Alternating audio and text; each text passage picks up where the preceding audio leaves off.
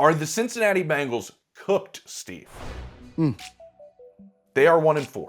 Joe Burrow said he needed to play nearly perfect to get a win over the Ravens. He threw for 392 and 5 touchdowns and they lost. He played nearly perfect. Right now, this is going to be a Chris Canty take, which I still don't understand. Joe Burrow is not the problem. He's not. Second in the NFL in completion percentage.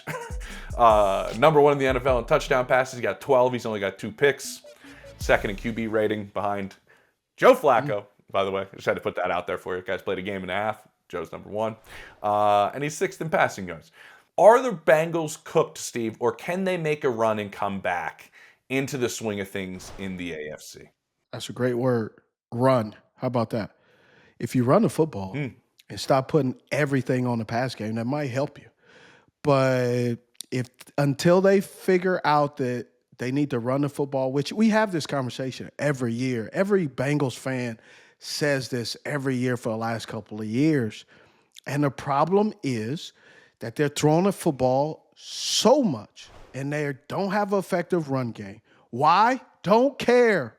You got to force yourself to run the football because if not, you're going to find yourself 1-5 and 1-6. I don't think they're done.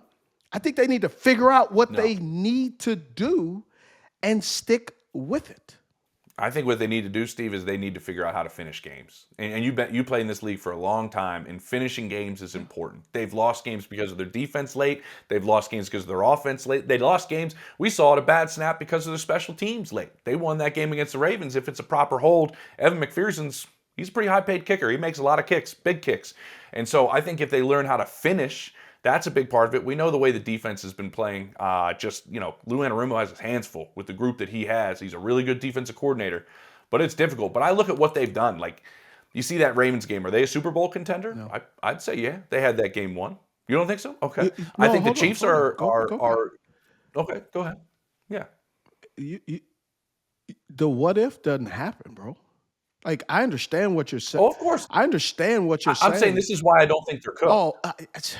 Yeah. I don't think they're cooked. I think they have put themselves in a deficit that they have to be. Yes. What you said, nearly perfect, 395 yards, still doesn't get you to win.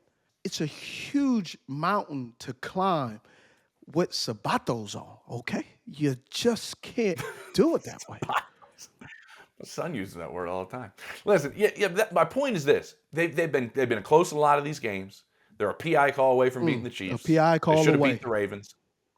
Still got the loss. I'm just telling you that they're not getting blown out. I mean, they're in a lot of these games. They just can't finish games. They can't fit. That's my point. They're losing the games because they can't finish. That's my point. If they figure out how to finish. When are they going to figure it out?